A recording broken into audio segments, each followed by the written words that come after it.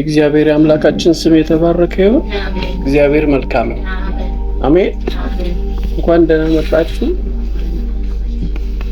እሺ በመጽሐፈ ነገሥት ምዕራፍ 7 ላይ ሁለተኛ ነገሥት ምዕራፍ 7 ያለውን ቃል በእርግጥ ታሪኩ ወደ ኋላ ነው የሚጀምረው፣ ግን ምዕራፍ 7ን ሙሉውን ላንብበውና አጭር ስለሆነ ምዕራፉ ቁጥር 20 ቁጥሮች ናቸው ያሉት። እግዚአብሔር በዚህ ቃል ውስጥ ደግሞ ያስተማረኝን ለእናንተ አካፍላችኋለሁ። እግዚአብሔር አምላካችን ስም ብሩክ ይሁን። የረዳን እግዚአብሔር የተባረከ ይሁን። እሺ ኤልሳም የእግዚአብሔርን ቃል ስሙ፣ እግዚአብሔር እንዲህ ይላል፣ ነገ በዚህ ጊዜ በሰማርያ በር 1 መስፈሪያ መልካም ዱቄት በ1 ሰቅል፣ 2 መስፈሪያ ገብስ በ1 ሰቅል ይሸመታል አለ።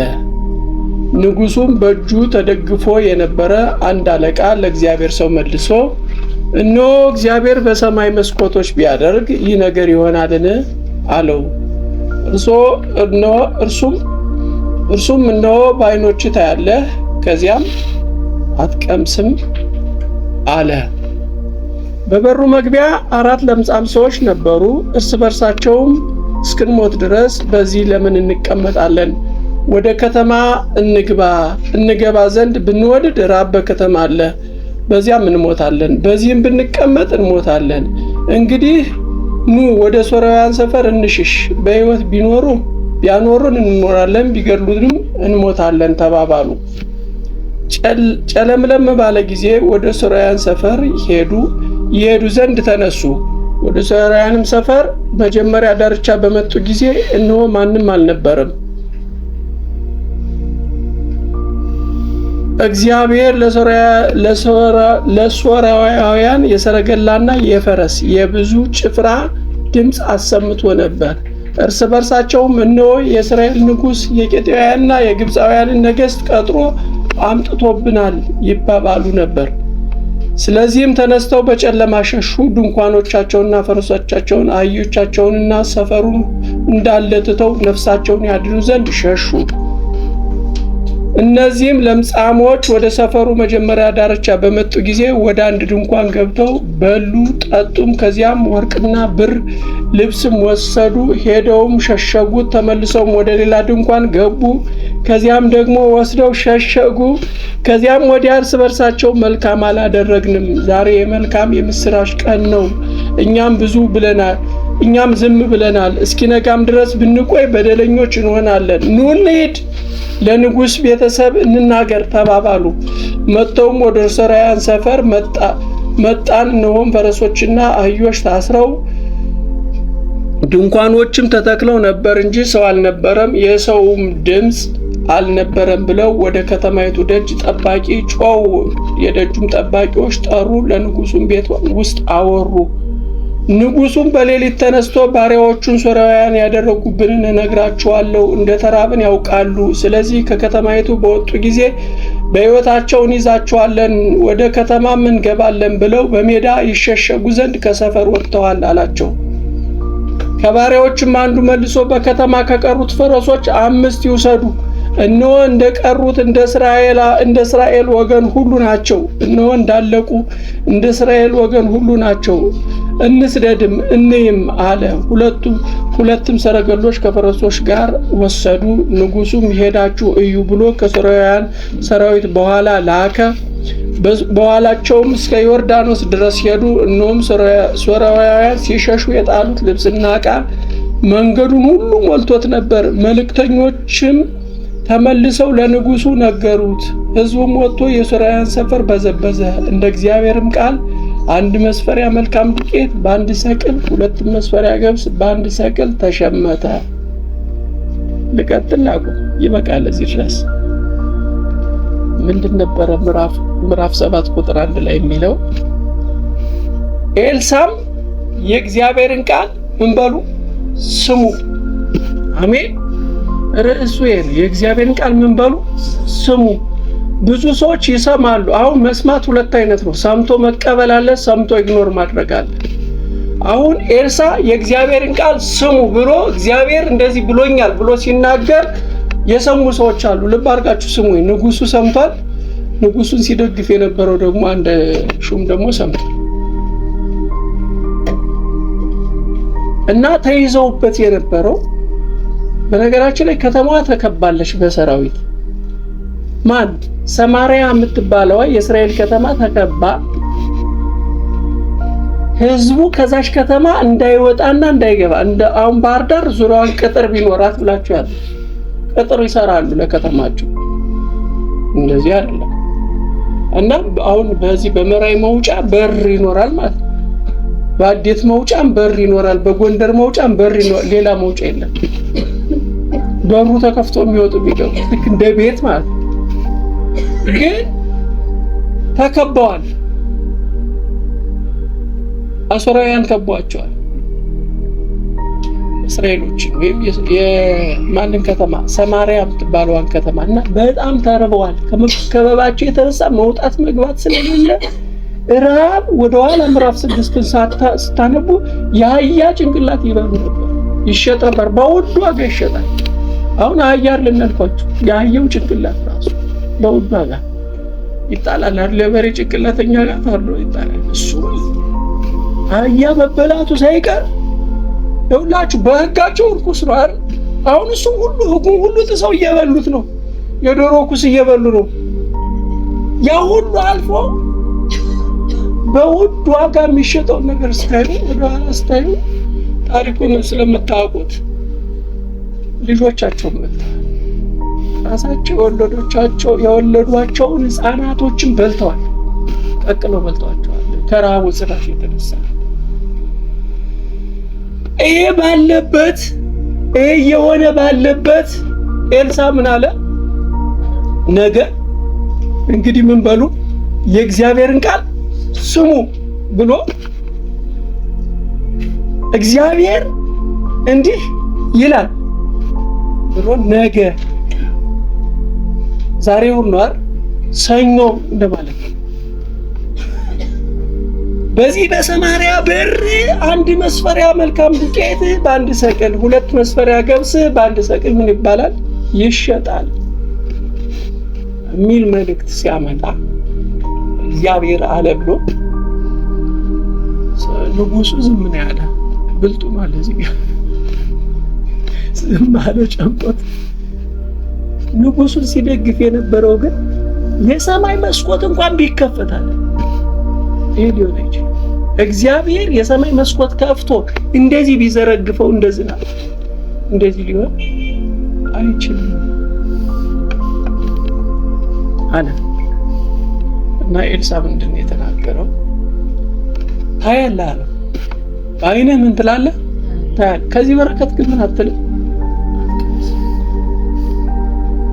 አንዳንድ ጊዜ እግዚአብሔር ሲናገር እግዚአብሔር ይላል ተብሎ ሲነገር ካላ እንደው ውስጣችሁን እንደው መቀበል ካቃታችሁ ዝም ብሎ እሺ። ከዚህ ከወጣ አደገኛ አፍ ከተከፈተ ፍርድ ይዞ ነው የሚመጣው። እና ያሉበትን ሁኔታ ስታዩ ለማመን እኮ ይከብዳል። ግን የተናገረ ማን ነው ጥያቄው? የሆነ ሰው እኮ አይደለም ተስፋ ይሰጥ። ሰው ተስፋ ሰጥቶን እኮ እናምናለን አይደለ? እንዲያረግላለው ነገ እንዲያረጋለው ብሎን እኮ ሰው በወጣበት የሚቀር ሰው ሊመለስም ሊመጣም የሚችል ሰው በብዙ ሁኔታ የተወሰነ ሰው አቅመ ቢስ ሰው እናምናለን። ግን እግዚአብሔር አለ ብሎ ኤልሳ ሲናገር ሰውየው ምን አለ? እንዴት ይሆናል? ምን እያወራችሁ ነው? የእግዚአብሔርን ቃል ተገልጦ ስንሰማ አሁን እኮ ብዙ ሰው እሑድ ስብከት ይሰበካል እንጂ እኮ አያምንም። በእርግጠኝነት ነው የምናገረው። እግዚአብሔር አለ ተብሎና ሰይጣን አለ ቢባል የቱ እንደሚያምን ያውቃል። በጣም ሰይጣን ዝቶባችሁ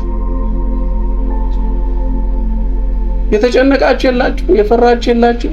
እግዚአብሔር ደግሞ ከቶ አይነካም እኔ ጋሻ ነኝ ብሎ ማለት ለየቱ ነው እጅ የምትሰጡት?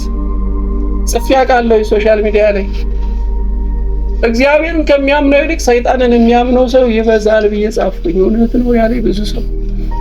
ለምን መሰላችሁ? ሰይጣን ሲናገር ብዙ ሰዎች ይሰማሉ።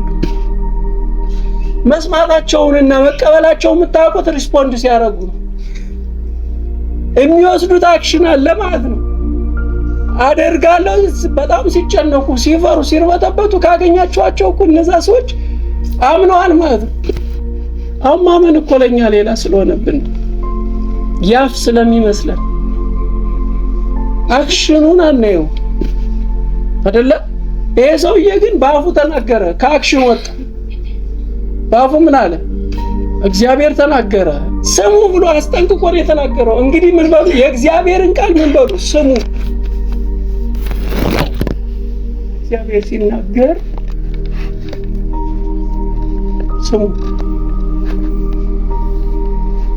በጆሮ አይደለም የሚሰማው ማለት ነው። ያልፋል። ከጆሮ መስማት ያልፋል። ሰውየው ዝም ቢል ሳኩኝ በቃ ሰሞኑን ይሄን እያጠናው ዝም ቢል ምን አለ? አንዳንድ ጊዜ አልገባኝ ይላል አይደለ? እኔ አሁን እንደዛ ወራለሁ። አልገባኝ ካለ እና ከጨነቀኝ እርግጠኛ ሆኜ መናገር ማልችለው እውነት የሚያወራውን ካልተረዳው ዝም ማለት ይሻለኛል።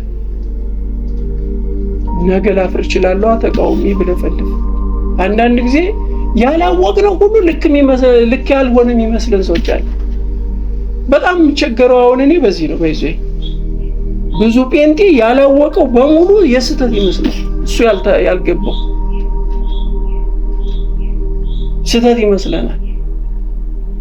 ያልተለማመድንበት እግዚአብሔር ያላለማመደውን ነገር አንዳንዴ ሲያመጣ ይላል ማለት ይሄማ ምናምን ይላል። ፖይንት እኮ መደረግ ያለበት ማን ነው የተናገረው? ማን ነው ያለ? መጠየቅ ያለበት አንድ ሆኗል ወይ? ሁለተኛው ይናገሩ። እግዚአብሔር አለኝ አይደል ያሉ ይናገሩ፣ እንሰማለን። እግዚአብሔር አለ ብለው ነው የተናገሩ። እግዚአብሔር ብሎ ካልሆነ ነው ማን እንዳለ መጣራት ያለበት። አሜን።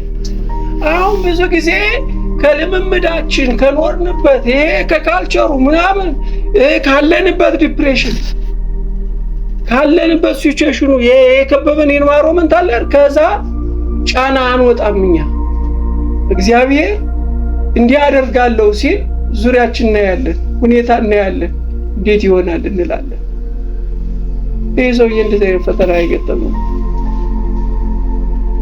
እንደዚህ አይነት ፈተና እና ደግሞ ምን ጠብቀዋል? እግዚአብሔር እንደዚህ ያደርጋለሁ ሲል ደግሞ እነማንን ተጠቅሞ እንደሚያደርግ ሁሉ እንጠብቃለን። አሜን ነው ማለት እግዚአብሔር ያን የተናገረውን የተስፋ ቃል የሚፈጽመው በእነማን እንደሆነ ራሳችን አጀስት እናደርግና በእንትና ይሆን እንላለን። እግዚአብሔር እንደዛ አይደለም። ሰላም ነው። እናንተ እንዴት ይሆን ተስፋ የምታደርጉት? አሁን አንዳንድ ጊዜ ትልቅ ጉባኤ በጣም ብዙ ህዝብ የተሰበሰበበት ስትሄዱ በቃ እግዚአብሔር እዛ ያለ ይመስላል አይደለ? እንደዛ ነው የሚሰማን አይደል? ኪቦርዱ ሳውንድ ሲስተሙ ምናምን ሞቅ ያለበት ስንገኝ በቃ የሆነ በቃ ስሜታችን ሁሉ ግን እንደዛ ነው።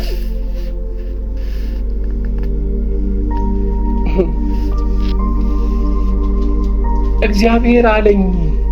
አሁን የእግዚአብሔርን ቃል ምን በሉ ስሙ ብሎ አሁን የእግዚአብሔርን ቃል ስሙ የሚለው ወርድ ቀላል አይደለም። ምክንያቱም ወደኋላ ይህን ምዕራፍ 6 ላይ ሄዳችሁ ስታነቡ ንጉሥ እኮ ኤልሳዕን ለመያዝ ለመግደል እየመጣ የነበረ በምን ምክንያት? ይህን ረሃብ እግዚአብሔርና ኤልሳዕ ያመጡት ይመስላል። ረሃቡን ያንን መጨነቁን እና ንጉሱ ሰገነት ላይ ሆኖ ተጣርተው ነው ሁለት ሴቶች የሚነግሩት። ከሰሰቻን ነው ምን አለች? ትናንትና ዛሬ አንቺን ልጅ እንብላውና ነገ እኔን እንበላዋለን ብላ ጎረቤቴ ተስማምተን የኔ ልጅ ትናንትና በላ ነው። ዛሬ እሷን ልጅ ልንበላ ስንል ግን ከለከለችኝ እና በጣም ተበሳጨሁ። ቀደደ ማቅለብሶ ከስር እና በቃ ኤልሳን ይፈልጋል እና ኤልሳ ጋራ ሲገናኙ ኤልሳ ያለው ነው ይሄ። ምን ስሙ? የእግዚአብሔርን ቃል ስሙ። አሁን እኮ የእግዚአብሔርን ቃል መስማት የሚፈልግ ሰው ጠፍቷል። የእግዚአብሔርን ቃል ከመስማት ይልቅ ሌላ መስማት የሚፈልገው ብዙ አለ የሚያከው። በየጉባኤው የሚዞረውን ሰው ስታዩ የእሱን እንዲነገረው ነው የሚፈልግ፣ የራሱን ችግሩ እንዲነገረው አይደለም። የሚሰበሰብ የሆነ ሰው የሆነ አገልጋይ መጣ ሲባል የሚሰበሰበውን ሰው ሄዱና እዩ። የእውነት የእግዚአብሔርን ነገር ለመስማት ነው ወይ የሚሄደው? እንዲነገረው ይፈልጋል። እንዲነገረው የምናውቀውን ነገር ሲነግሩ በቃናታችን ቆመን እንጨፍራለን። የምናውቀው ስማችን ሲነገር፣ ስልካችን ሲነገር፣ አይ ወገኖች የእግዚአብሔርን ቃል ስሙ። እሱን ለመስማት እንሂድ ወደ እግዚአብሔር ጉባኤ። የእግዚአብሔርን ቃል እሱ ነው የሚያተርፈን። እሱ ነው ከረሃብ የሚያወጣን። እሱ ነው ከከበባ የሚያስመልጠን። ይኸውላችሁ እያወራ ያለው እኮ የእግዚአብሔርን ቃል ስሙ ብሎ ከዛ ከበባ የሚወጡበትን ነው እየነገረ፣ ከዛ ረሃብ የሚወጡበትን ነው ቀጥሎ እግዚአብሔር እንዲህ ይላል ብሎ የሚነግራቸው። እግዚአብሔር ምንድነው እያለ ያለው? ምንድነው እየተናገረ ያለው ጌታ? ስንሄድ ስንሰበሰብ የእውነት የእግዚአብሔርን ነገር ለመስማት ነው የምንሄደው? 90% ውሸት። የእግዚአብሔርን ነገር ለመስማት የሚሄደው 10% እንኳን ከተገኘ ትልቅ። እና ኤልሳ ጮክ ብሎ የእግዚአብሔርን ቃል መንባሉ ስሙ። ምን ማለት ነው? ከዚህ ሁኔታ ውጡ። የእግዚአብሔርን ቃል ስትሰሙ ምን ትሆናላችሁ? መድኃኒቱን ታገኙታላችሁ። ከዚህ ከበባ የምትወጡበትን ጎዳና፣ ከዚህ ረሃብ የምትወጡበትን ጎዳና ታገኙታላችሁ። ተናገረ። እግዚአብሔር እንዲህ ይላል ብሎ እግዚአብሔር ምን ይላል? እንዲህ ይላል። ነገ በዚህ ጊዜ በዛው ሰዓት፣ አሁን በሚናገርበት ሰዓት ማለት ነው። ነገ በዚህ ጊዜ ማለት አሁን ስንት ሰዓት? 10 ሰዓት። ነገ በዚህ ጊዜ ብላው ነገ 10 ሰዓት ማለት ነው። በዛ 24 ሰዓት ውስጥ እግዚአብሔር ምን ይላችኋል? ይጎበኛችኋል። ከዚህ ረሃብ ያላቅቃችኋል። ከዚህ ከበባ ነፃ ያወጣችኋል። እንዲሁም ጆሮ ተሽጦበት በማያውቀው ዋጋ እዚህ ቦታ ላይ ምን ይላል? ይሸመታል። አሁን እግዚአብሔር እንዲህ ይላል፣ ነገ 1 ሊትር ዘይት 20 ብር ይገባል ብለኔ እግዚአብሔር አለኝ ብዬ ትቀበላላችሁ? ከ250 ብር 20 ብር ይሄ ከባድ ነው። እንዴት ይሆናል ትላላችሁ? እንደሱ እንደማለት ነው። በሰው ላይ ቄስ ይላል። እኔ ብራዘር አለ ብዙ ጊዜ ስለማረገው አይ በሰው ላይ ቄስ ይለኛል። አሁን ይሄን ሰውዬ ይሄ ሌሰናችን የሰማርያ መራብ የነሱ መከበባ አይደለም። እኛ በብዙ ከበባ ነው ያለን ወገኖች። በብዙ ረሃብ ውስጥ ነው ያለን። በብዙ ጥማት ውስጥ ነው ያለን። በብዙ ጥያቄ ውስጥ ነው ያለን። በብዙ ከበባ ውስጥ ነው ያለነው።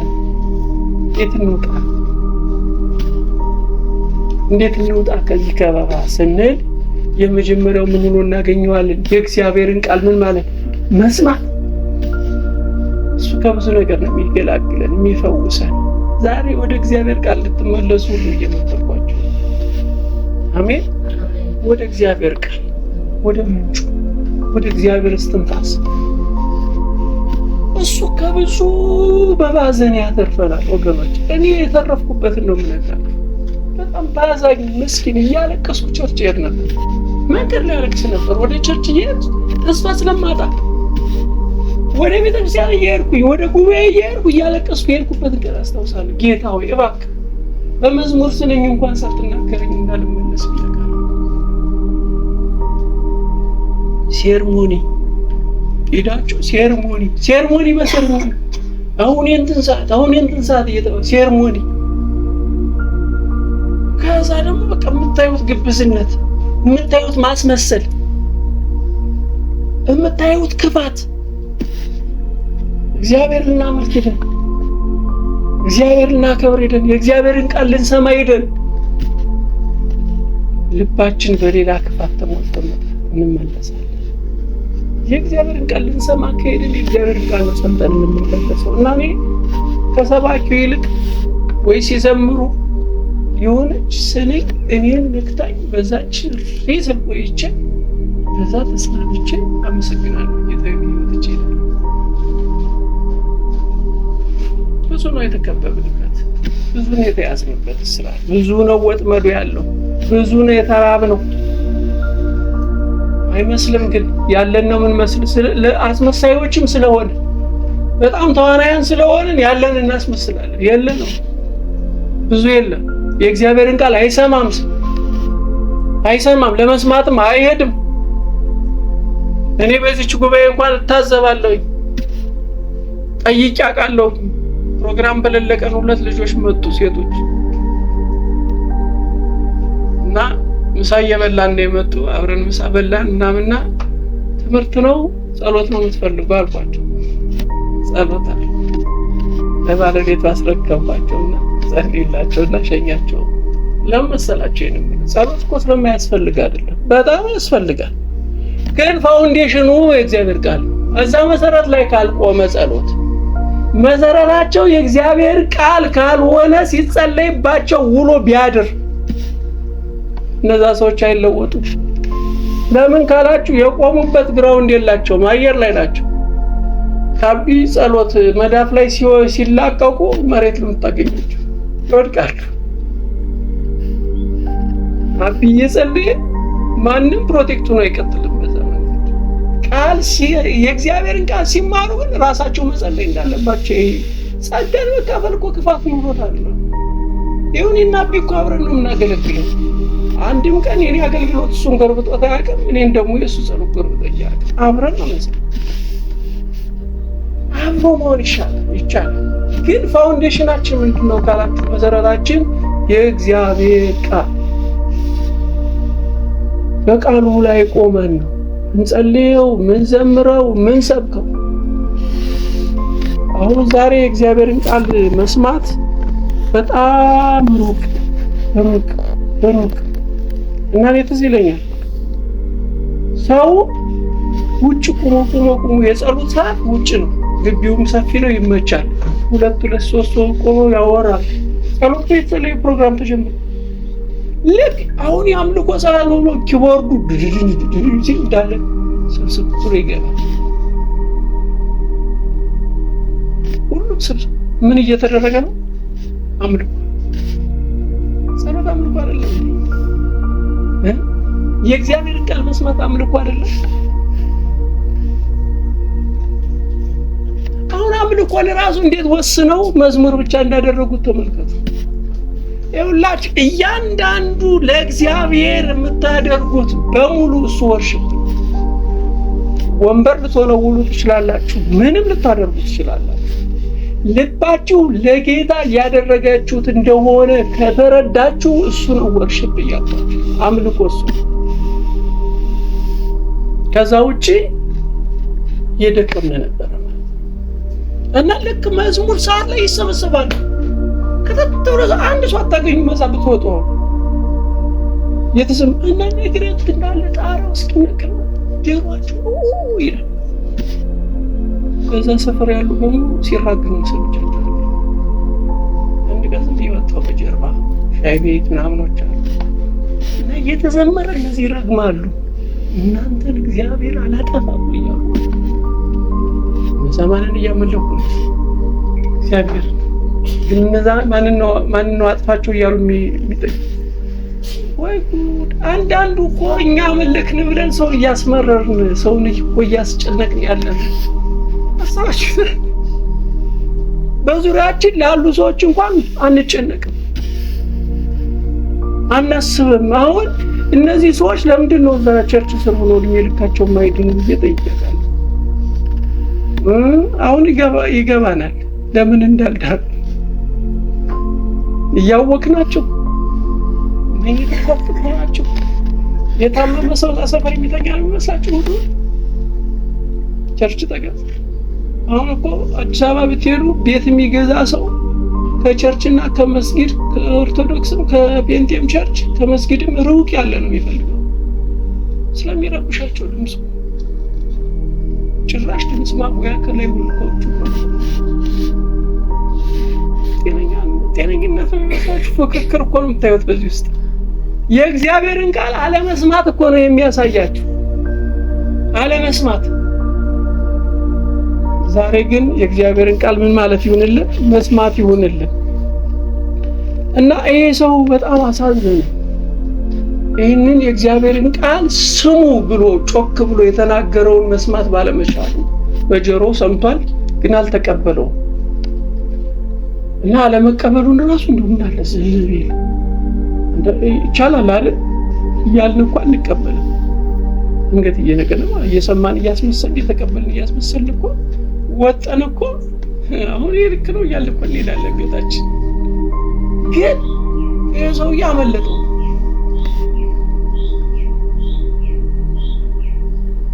እግዚአብሔር በሰማይ መስኮቶች ቢያደርጋል መስኮት አርጎ ሰማይ ቢከፍት እና በዛ ምን ቢያደርግ ማለት ነው ቢያወርደው እንደዝናብ ኃይሉ እዚህ ሊረክስ አይችልም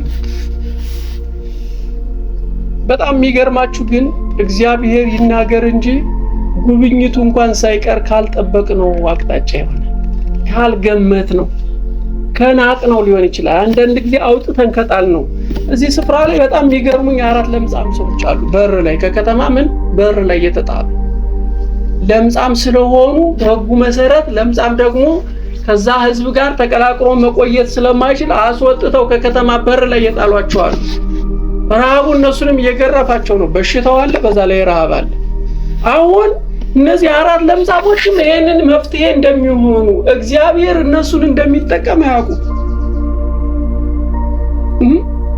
ካወቁማ ደግሞ ሌላ ውስጥ የሚገቡ አላወቁ ግን እግዚአብሔር እነሱን ሊጠቀማባቸው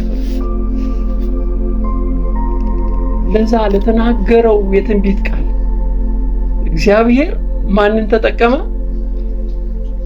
አታስፈልጉም ተብሎ ከከተማ የተባረሩ እስራኤላውያን ናቸው የሰማሪያ ሰዎች ናቸው የሰማሪያ ከተማ ነዋሪዎች ናቸው ግን በለምጻቸው ምክንያት ከከተማ ውጪ በር ስር ነው ወደ ከተማው ብንገባ ረሃብ ነው ደግሞ ምን ሞታል አይቻልም ከተቀላቀሉ ተወግረው ነው የሚሞቱት አይፈቀድላቸው በዛ ላይ እነሱ እንኳን ባይወግሯቸው ረሃቡ ይገላቸው ስለዚህ ምን እናደርጋሉ በዚህ ሞት ነው ያለው በሶሪያንም በጠላቶቻችን እጅን ብንያዝ መሞት ነው እንደውም የነሱ አድቫንቴጅ አለው ምን አለው አድቫንቴጅ አለው ከተውን ሰየው በህይወት እንኖራለን ካልገደሉን ጠላት ናችሁ ብለው ካልገደሉን በህይወት እንኖራለን ለምን ካላችሁ ምግብ አለ ዛዚ የለም በቃ ዝም ብለን ወዴት እንዳሉ ወደ ጠላቶቻችን ይኸውላችሁ እግዚአብሔር እንዴት የሰው ልብ እንደሚቆጣጠር ሰው ወደ ጠላት ሰፈር እንዴት ይላል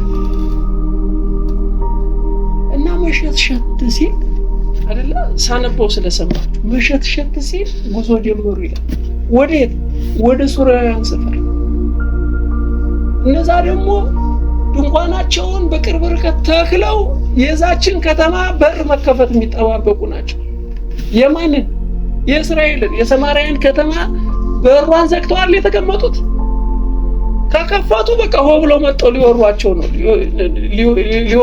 ነው ዘግተው ነው ያሉት እነዛን በቅርብ ርቀት ነው ይጠብቋቸው ድንኳኖቻቸውን ተክለው ሚል አላያችሁ ስለዚህ መጥተው ነው የሰፈሩ ማለት ነው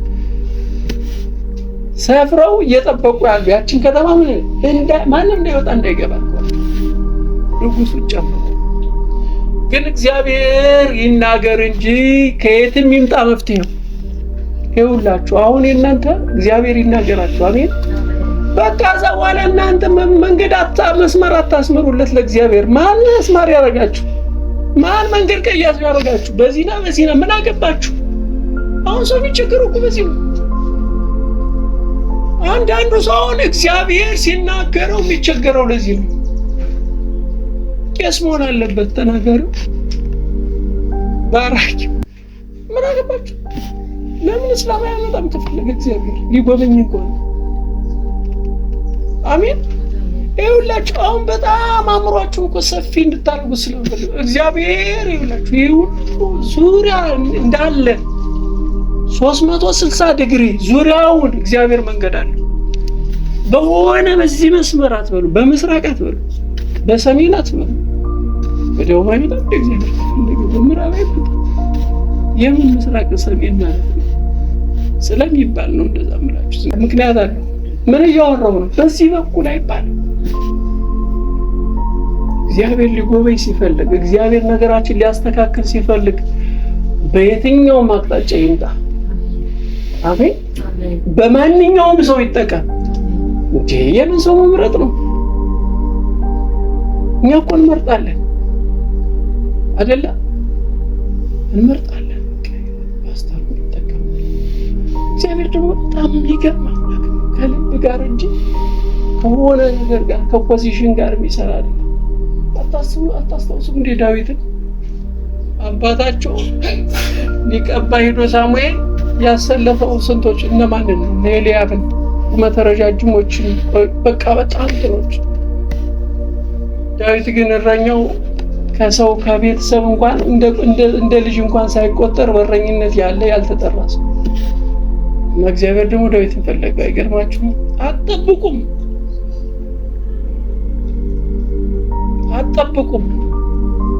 የእግዚአብሔርን መንገድ ይሆን አታጥበቡት። እና እነዚህን 4 ለምጻም ሰዎች በቃ በዚህም ረሃብ ነው፣ መሞታችን አይቀርም፣ ወደ ከተማም ብንገባ መሞት ነው፣ ረሃብም አለ። ሰዎች እንኳን ወግረው ባይገሏቸው ረሃብ ይገላቸዋል። የተሻለው አድቫንቴጅ ግን ሞት አለበት፣ ግን ምግብ አለ። አሜን። ሞት አለ። እነሱ ይኸው እንዴት ሚዛናዊ እንደሆኑ ተመልከቱ። ሞት እኮ ሁለቱም ጋር ነው ያለው። እዚህኛው ጋር ግን ማይቀር ሞት ነው ያለው። እዚህ ወደ ከተማ ቢገቡ በቃ አይቀርላቸውም። እነሱ ቢተዋቸው ረሃቡ ይደፋቸዋል። በዛ ጋር ግን ሞቱን እንኳን ካልሞቱ መቀጠል የሚችሉት ምግብ ስላለ በቃ ወደ ሶርያን ሄዱ። መሸትሸት ሲል ጠብቀው ሲሄዱ እግዚአብሔር ጀግና አይደል? በዛኛው ሰፈር ምን አይነት ነገር ቢፈጥር ጥሩ ነው? እሺ በጠላቶቻቸው ሰፈር እኔ በጣም ነው መገረሙ።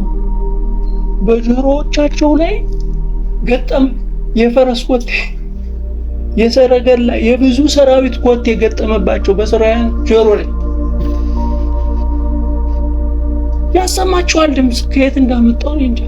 መቼም የ4 ለምጻሞች ኮቴ አይደለም ግን የብዙ ፈረስና ሰረገላ ኮቴ በጆሮቻቸው ገጠመ እግዚአብሔር በጠላቶቻቸው ጆሮ ላይ። ይውላችሁ እና ምን አሉ ይላል? የማንንና የማንን ነገስታት ቀጥሮብናል?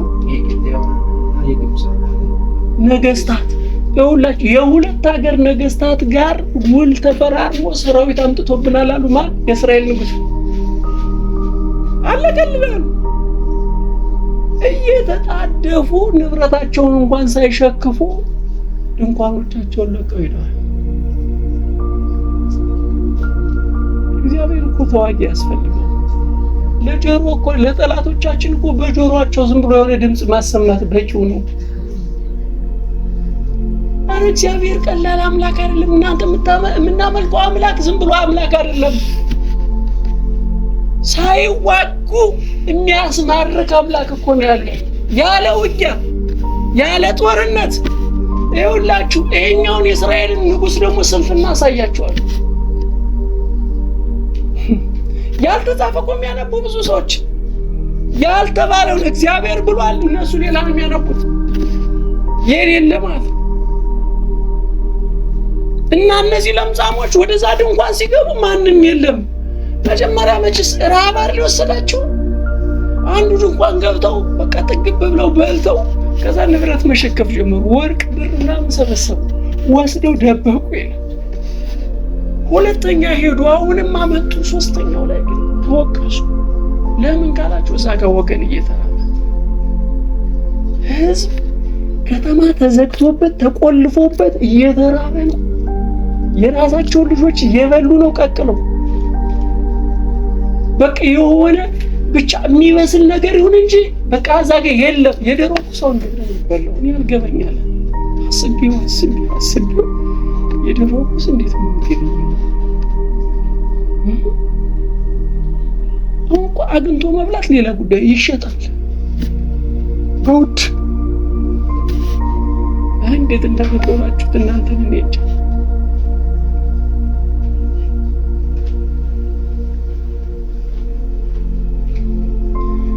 ሃሌሉያ። እና እነዚህ ሰዎች በሉ ይላል፣ ጠጡ፣ ጠገቡ። ልክ አሁን ደግሞ ጥሪት መያዝ ጀመሩ። ወስደው ወርቅና ብር ወሰዱ፣ ሸሸጉ፣ ቀበሩ። እሱን ተመልሰው ሄዱ። ሁለተኛ ካረጉ በኋላ ሶስተኛው ላይ ግን በደል ነው ያ። አሜን። እግዚአብሔር በእውነት አንዳንድ ጊዜ ከነጥጋባችን እንዳይገለን ወደ ልባችን እንድንመለስ ቆም ብለን የምናስብበትን እግዚአብሔር ይስጣል። ይሄ በደል ነው። ይሄን መልካም የምስራች ዜና እንዴት ዝም ብለን ለራሳችን ብቻ እናደርገዋለን? አሉ። ከተማ እየተራበ ህዝብ እየተራበ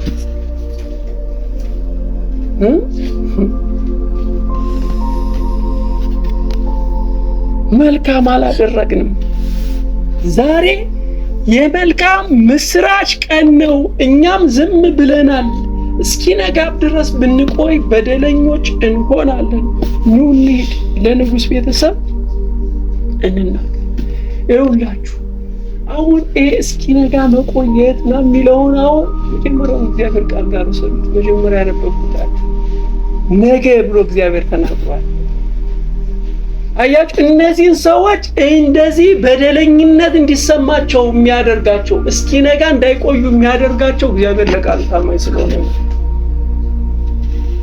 አግኝታችሁታል ሐሳቡን? እግዚአብሔር ለቃሉ ታማኝ ስለሆነ ነገ በሚባለው ቀን ያ ገበያ ላይ ካልተሸጠ እግዚአብሔር ዋሽቷል። ግን እግዚአብሔር በቃሉ ታማኝ ስለሆነ ደግሞ ነገ የሚባለው በዛው ሰዓት እዛ በር ላይ ያመሸጥ ስለነበረበት እነዚህን ሰዎች ቆየንጋ አላሉ። ምሽት አሁን እንደዛ የሚሆን መሸጥ ሲል ነው የሄዱት። በቃ ያ ሁሉ ነገር የተከናወነው በዛ ምሽት ነው።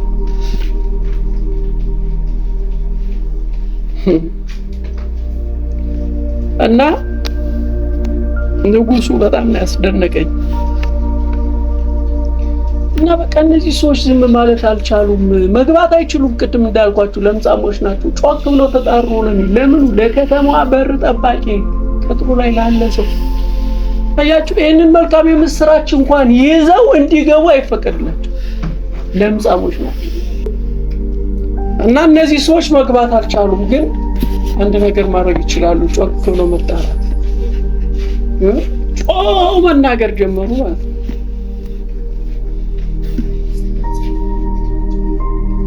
እና ጮክ ብለው ወዴት? ወደ ከተማይቱ ደጅ ጠባቂ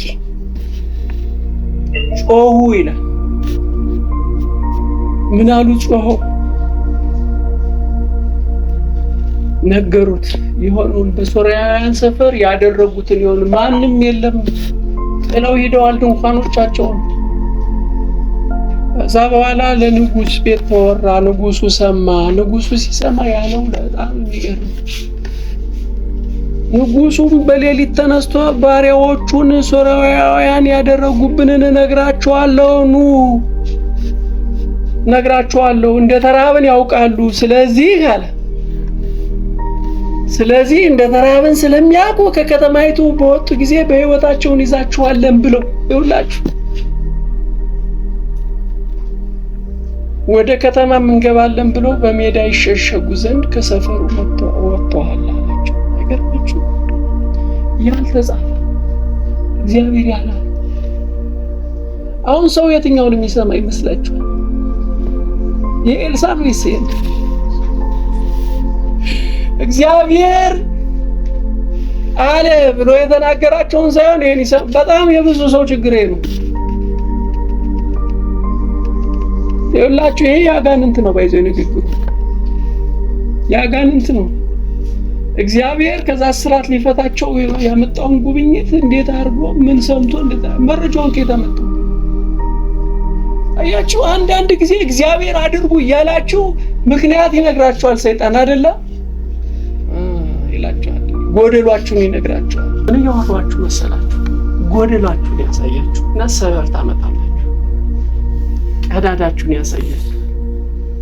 ይሄንን ባደርግ ይሄ ይጎላል ትላላችሁ። በነገራችን ላይ እግዚአብሔርን መታዘዝን የመሰለ ማትረፊያ መንገድ እንደሌለ እኔ ሕያው ምስክር ነኝ።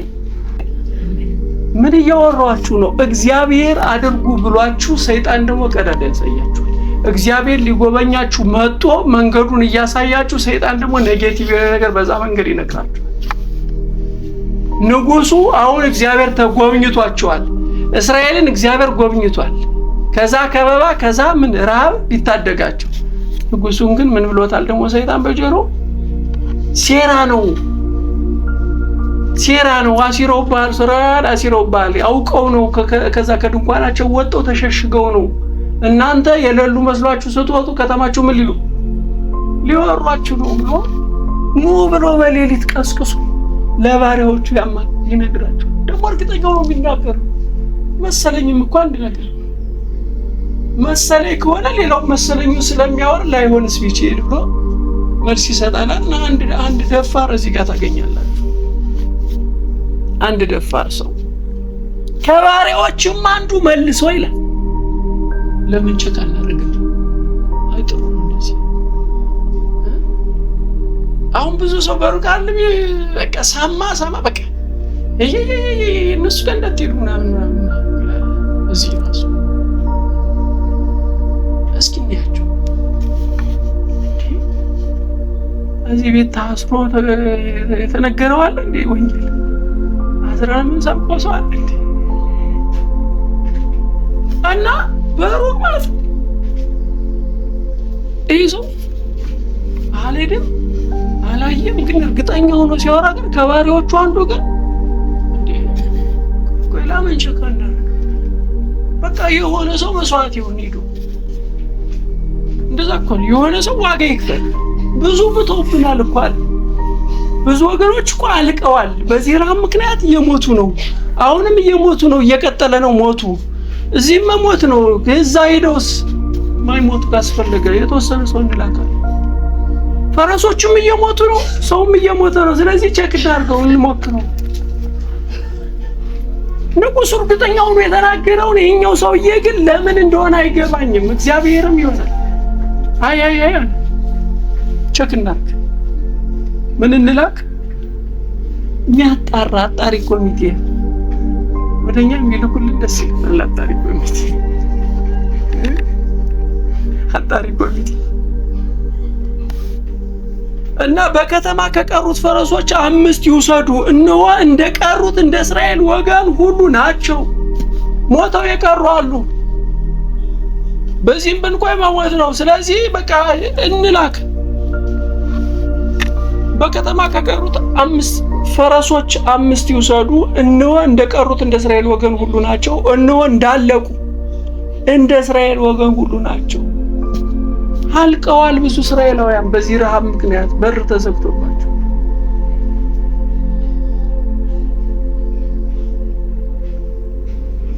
እንስደድም እንሂድ እስኪ እንሂድ ቼክ እናድርግ። ከሳላቁ ሰው ሲልቁ እስከ ዮርዳኖስ ወንዝ ድረስ እንግዲህ አልፈው ማለት ነው። የሰፈሩበት ሁሉ አልፈው ከተማውን ሁሉ አልፈው ድንኳናቸው ሁሉ አልፈው ሲሄዱ እንዲያውም ሲሸሹ ደግሞ ጠላት ሲሸሽ እኮ ሻክፎ አይሸሽም። እየተዝረከረከ እንዳለ መንገዱ ሁሉ ቃበቃ ነው። ተዝረክርኮ በቃ ይሄዱ። ከዛ ህዝቡ ሳይዋጋ ንጉሱም ሳይዋጋ ማንን ሶርያውያን እግዚአብሔር ይወላችሁ ተዋግተን አይደለም እንድናሸንፍ የሚፈልገው አምነን ነው። አሜን። ቃሉን ሰምተን እንድናሸንፍ የሚፈልገው እግዚአብሔር እኛ አይደለም ተዋጊዎች። ለዛ ነው እግዚአብሔር ሁል ጊዜ በቃ እኔ ነኝ የምዋጋ። ይኸውላችሁ እግዚአብሔር እንድንሰማው ቃሉን እንድንሰማው ነው የሚፈልገው። እኛ እንድንዋጋ አይደለም በፍጹም። የኛን ታክቲክ አለ የሚፈልገው እንድንሰማ፣ የእግዚአብሔርን ቃል መስማት ሳንዋጋ እንድናሸንፍ ያደርገናል። አሜን። የእግዚአብሔርን ቃል መስማት ሳንዋጋ፣ ሳንታኮስ፣ ሳንደክም፣ ሳንለፋ። ብዙ ሰው አሁን ከእግዚአብሔር ቃል ስለራቀ ነው ኑሮ በቃ ዳገት የሆነበት። የኑሮ ውድነቱን ባሉት እንዳለ በቃ እያንዳንዱ ነገር የሚያስጨንቀው እግዚአብሔርን መስማት ስላልሆነ። ተሳስቼ ከሆነ አረው እኔ ግን እርግጠኛ ነኝ በዚህ ሰምቶ መውጣት፣ ሰምቶ መግባት፣ የእግዚአብሔርን ቃል ደግሞ መሰረት ያደረገ መስማት ሲሆን ደግሞ እንዴት እንደምናደርግ እና እነዚህ ሰዎች ሄዱ፣ አጣሩ። ከዛ በኋላ በቃ ምን ሆነ?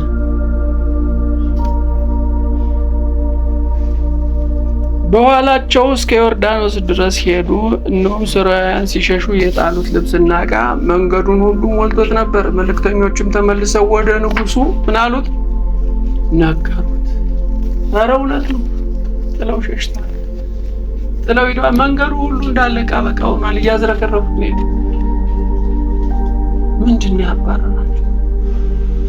ምንድን ነው እንደዛ እንዲሸሹ ያደረጋቸው? ምንድን ነው እንደዛ እንዲሆኑ ያደረጋቸው ስትሉ ግን እግዚአብሔር ጆሮአቸው ላይ የገጠመው ያ የሰረገላና የፈረስ ኮቴ በልባቸው ላይ ንጉሱ ላይ እንደመጣው ማለት ነው። ንጉሱ ላይ የመጣል አይደለ ሐሳብ በልባቸው ላይ ከዛ ኮቴ ያስቀጥሎ ምን አደረጋቸው? የግብፃውያንና የኬጢያውያን ነገስታት ጦር ከእስራኤል ጦር ጋር አብሮ የመጣ ነው። የሌለ ማለት በሌለው እግዚአብሔር ይሰራል እንደ ፈጠረ ማለት ነው። እነሱ በጆሮአቸው ያን ድምፅ አሰማ፣ ልባቸው ላይ ይሄንን ሐሳብ አቀበላቸውና አገጣጠሙ። የሰሙት ድምፅ አለ ጆሮአቸው ላይ፣ ደግሞ ውስጣቸው ላይ የተፈጠረ ሐሳብ አለ። ምን የግብፃውያን እና የኬጢያውያን ነገስታት ጦር መጥቶብናል። ማን ገዝቷቸው? እስራኤል ገዝቷቸው። ስለዚህ በቃ አሁን መትረፍ አንችልም፣ ንብረት አደናልም፣ ነፍሳችንን እንኳን ማትረፍ ከቻልን ብለው ነው ወጣው። እና ህዝቡም ወጥቶ የሶርያውያንን ሰፈር በዘበዘ፣ እንደ እግዚአብሔርም ቃል አሜን፣ እንደ እግዚአብሔርም ቃል በዚህ ምዕራፍ ቁጥር 1 ላይ የተነገረው እንደ እግዚአብሔርም ቃል 1 መስፈሪያ መልካም ዱቄት በ1 ሰቅል፣ 2 መስፈሪያ ገብስ በ1 ሰቅል ምን አለ? ተሸመተ። እግዚአብሔር ሳይሆን ሳይታሰብ ተናግሯል። አሁን በዛው ሰዓት ነገ ተብሎ በተነገረው አሁን የሚሸመትበት ዛሬ ሆኗል። ልብ አድርጋችሁ ስሙ። ትናንትና ነው የተነገረው፣ ዛሬ ግን ተከናውኗል። ተሸመተ። አሁን የእግዚአብሔርን ቃል አለመስማት የሚያመጣውን ጣጣ ደግሞ ተመልከቱ። ተናግሯል ነብዩ።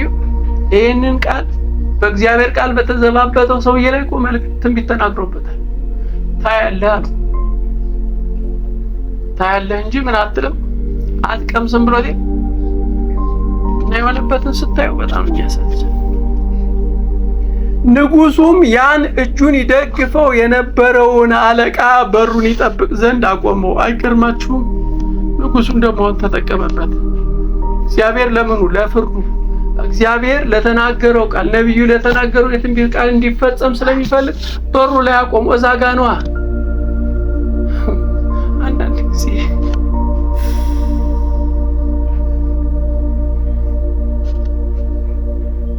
በሩን ይጠብቅ ዘንድ አቆመው ይላል።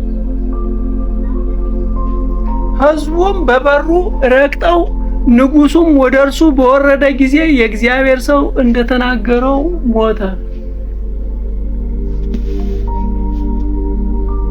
የሰማይ መስኮት ቢከፈት እያለ ሲዘባነን የነበረው ሰውዬ ዛሬ ሲዘባነን ነበረ፣ ነገ ግን ሞተ። አየ ግን ሲሸጥ አየ። በር ጠባቂ አደረገው። ረግጠው ገደሉት ይላል። ምን እያወራው ነው? እግዚአብሔር ለቃሉ ታማኝ ነው፣ በምህረት ደግሞ ይሰራል። የምህረት አምላክ ነው እግዚአብሔር። እኛ እንዴት ነን አሁን? እንዴት ነው እየሆነ? ሌላው እንደሚሆነው እየሆነ ከሆነ ያለፈው የነበረ ያለፈውን ዘመን ያለፈውን ይሄን 2 ዓመት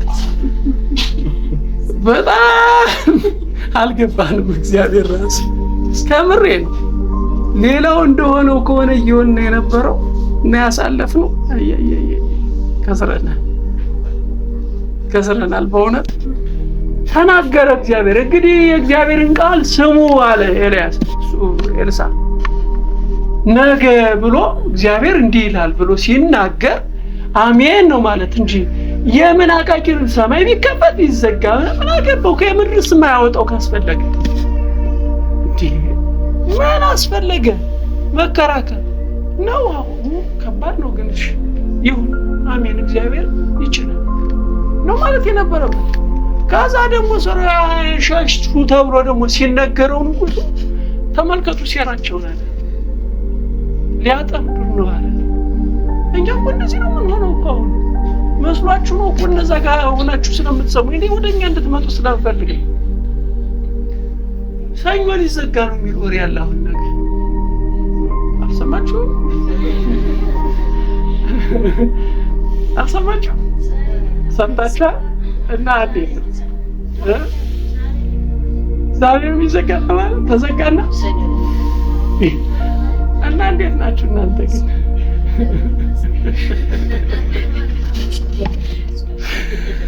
ይኸውላችሁ ምን እያወራችሁ መሰላችሁ? ይኸውላችሁ እንደ እባብ ልባሞች መሆን፣ እንደ ርግብ የዋሆች መሆን ማለት ብልጥ መሆን ማለት ስግብግብ መሆን ማለት አይደለም። ይኸውላችሁ በእግዚአብሔር ላይ በጣም እንድትደገፉ ቆርመዋል። በጣም እንድትተማመኑ እርግጠኛ እንድትሆኑ እግዚአብሔርን አትጠራጠሩት። በእውነት እግዚአብሔር ይናገር እንጂ ይኸውላችሁ እግዚአብሔር ተናግሮ እኮ እስራኤል እኮ ምድረ በዳ ላይ ቀርቷል። በጣም ብዙ ሰው የሚረሳውን ነው የምነግራችሁ። አሁን እግዚአብሔር ተናግሮ ማመን ማለት እግዚአብሔር ለተናገረው ያንን እያዩ መጓዝ የተናገረው እያዩ እንጂ የተናገረው የሆነ ቦታ ላይ ስንደርስ የሆነ አጠር ያለ ሲመስለን እግዚአብሔር ልክ አልነበረም ብለን የምንመለስ ሰዎች ነው። እንደዛ እየሆነ ነው። እኔ አንዳንድ ጊዜ ሲያናድዱኝ እንደዚህ ብሎኝ እግዚአብሔር እንደዚህ ተናግሮ እንደዚህ ግን አልሆነም ይሉኛል። ይሄ እስራኤልንም እኮ ከግብጽ ሲያወጣቸው ማርና ወተት ታፈሳለች ያዳላቸው ምድር አገባቸዋለሁ ግን የገቡት 2 ሰዎች ናቸው ብዬ ሌሎቹን ዋሽቶ ነው እግዚአብሔር ሰዎች ናቸው። አሜን። አሁን ከኛ እንደሚጠበቅ እኮ እያሳየዋል። እግዚአብሔር ብቻውን ታማኝ ሆኖ ለዘላለም ይኖራል ይላል መጽሐፍ። ሰው ሁሉ ምን ቢል አይታመን፣ እግዚአብሔር እውነተኛ ታማኝ። ምን እያወራው ነው? የእግዚአብሔር ቃል እንስማ። አሜን። ስሙ አለ ኤልሳ። ምንን? የእግዚአብሔርን ቃል ስሙ። ከምን ትወጣላችሁ? ከዚህ ከበባ ትወጣላችሁ። ከዚህ ረሃብ ምን ትላላችሁ? ታመልጣላችሁ። አሁን የኛ ረሃብ ምግብ አይደለም ወገኖች። የኛ ረሃብ የእግዚአብሔር እውነት፣ የኛ ረሃብ የእግዚአብሔር ጽድቅ። እሱ ደግሞ መፍትሄው የእግዚአብሔር ቃል መስማት ይባላል። አሜን። አሁን ረሃባችን የምግብ አይደለም። ከበባችን የተከበብነው በብዙ የሰው ፍላጎት፣ በብዙ የሰው ቴክኒክ ነው። ከዛ የምናመልጠው ከዛ ከበባ የምንወጣው ግን ወደ እግዚአብሔር ቃል ምን ስንመለስ ነው። አሁን ብዙ ሰው ይራባል፣ በጣም ይራባል፣ ጽድቅ ይራባል፣ ቅድስና ይራባል። በቃ እግዚአብሔር ይስራብኝ ይላል። ህልውናውን ይራባል። የእግዚአብሔርን ህልውና መንፈስ ቅዱስ ይበቃል ይላል ብዙ። መፍትሄው ጋር ያለ ግን ምንድነው አልኳችሁ? የእግዚአብሔርን ቃል መስማት። ስሙ አለ በቃ። በጣም በብዙ ጭንቀት ውስጥ ናቸው። አሁን ይሄ የምግብ ጉዳይ አይደለም። ይሄ በሆነ ጦር የመከበብ ጉዳይ አይደለም። ማወራው ይሄ ያለፈ ነው። ሰዎች በዚህ አልፈዋል። እኛ ደግሞ ሌላ የተከበብንበት የተራብነው ሁሉና አይደለ? እንዲሁ መንፈስ ቅዱስ በኃይል ሰሜን ላይ እንዲወርድ አትፈልጉ? የኃይል አገልግሎት አይናፍቃችሁም? ሰሜን ላይ አሁን በቃ ሰው ዝግ ነው። አሁን በቃ እኔ እንዴት ላውራ? በጣም ነው የሚከብድ። ቸል አትበሉ። የእግዚአብሔርን ቃል ስሙ፣ አንብቡ። መስማት ማለት እናንተ ስታነቡ እኮ የእግዚአብሔርን ቃል እየሰማችሁ ነው። የሆነው ሰው ሲናገር ብቻ እናንተ ቁጭ ብላችሁ መጽሐፍ ቅዱሳችሁን ገልጣችሁ ስታጠኑ ጌታ ሆይ አሁን ደግሞ ምን ልታወራኝ ነው? እስቲ አውራኝ በቃሉ ውስጥ በሉ። እግዚአብሔር ይናገራችኋል። ከዛ በኋላ እናንተ የምትተርፉ ሰዎች ነው የምትሆኑት። እኔ እኮ ወደኋላ ብዙ ዓመቴ ነው በጌታ ቤት፣ ግን ተለወጥኩ ብዬ የማስበው ግን አሁን ይቺ 7 ዓመት አልቅሼ ነው የጸለይኩት በእግዚአብሔር። በቃ ጌታዬ ውሰደኝ ብዬ ጠይቄያለሁ። እኔ በዚህ ህይወት መቀጠል አልፈልግም። በቃ ይሄ ከሆነ ውሰደኝ፣ መኖር አልፈልግም። ሳላቸኝ ክርስትና እንዳይሰለቻችሁ ትፈልጋላችሁ? ኢንጆይ ማድረግ ትፈልጋላችሁ? እንግዲያውስ የእግዚአብሔር ቃል ስሙት። የእግዚአብሔር ቃል ስታነቡ ለራሳችሁ በቃ ታሪኩን ትረዱትና የመጽሐፉን እውነት ትረዱትና ወደ ራሳችሁ አፕሊኬሽን ስሩ፣ አገናኙት ከእናንተ ጋር። እኔ አሁን በምን ተበባ ውስጥ ያለው እኔ ረሃብ ምንድን ነው? የግድ እኮ የሆነ የምግብ ረሃብ ውስጥ ጠኔ ውስጥ መግባት የለም። ሌላም ይረበናል። ድርቀት በድርቀት ይሆንበታል። አይቀርባችሁ? እግዚአብሔር ምን ይላል እያልኳችሁ ይሰራል፣ ይሰማል። ደግሞ የተናገረው ምን ይላል? ይፈጽማል። እና እግዚአብሔር ምንድነው እያልኳችሁ ታማኝ ነው ለቃሉ። ይናገር እንጂ እግዚአብሔር ተናግሮ አትጠራጠሩ። ከተጠራጠራችሁ ደግሞ አይደለም ያንን የተስፋ ቃል ልታዩት ይውላችሁ። አትቀምስም ተባላል ሰውየው። አትቀምስም ተባለ፣ ቀመሰ እንዴ? ሞተ ይውላችሁ። ዝም ቢልስ? ምን እያወራችሁ ነው? እግዚአብሔር ይናገራል፣ አትጠራጠሩ። ይውላችሁ እግዚአብሔር ነው ያለኝ ብሎ የሆነ የእግዚአብሔር ሰው ሲነግራችሁ ሳይቀር አትጠራጠሩ። እኔ እርግጠኛ ነኝ የምነግራችሁ። ለምን ሐሰተኛ ይሆናል? የእናንተ ቢዝነስ አይደለም እሱ። ከቻላችሁ መንፈስ ቅዱስ እናንተ ጋር ካለ ዲዘርን አድርጉ፣ አጣሩ፣ ጸልዩለት። ምክንያቱም የሚጠየቀው ራሱ ነው። እናንተ አትከስሩም፣ በፍጹም አትከስሩም። ይኸውላችሁ በእስራኤል ላይ ሟርቶ ምንም ሊያመጣ አልቻለም። የሚጠብቃል፣ እስራኤልን የሚጠብቃል፣ እኛንም የሚጠብቅ አምላክ አለ ወገኖች። ማንም በሐሰት ነገር የሆነ ነገር ሊለን ይችላል፣ ግን እኛ ጋር ያለው እግዚአብሔር። አሜን። ስለዚህ ሸንግሎ ሊሄድ ይችላል፣ እኛን የሚጠብቅ ነው። ስንት ተራራ ወጡ እኮ ሊረግሙ አይደለ? እነበላ እስራኤልን ለመርገም በእስራኤል ላይ ለመሟረት እኮ ያልሄደበት ተራራ የለም። ግን ቢረግም ነው በአኮ የተመለሰው። አይቻልም ነው የምላችሁ። ግን እኛ ደህና መሆን አለብን። መጀመሪያ እግዚአብሔር ጋር የእግዚአብሔርን ቃል መስማት መቻል አለብን፣ ማንበብ አለብን። ለዛ ነው የምንወሰደው በብዙ የአምላካችን ሰዎች። እግዚአብሔር መልካም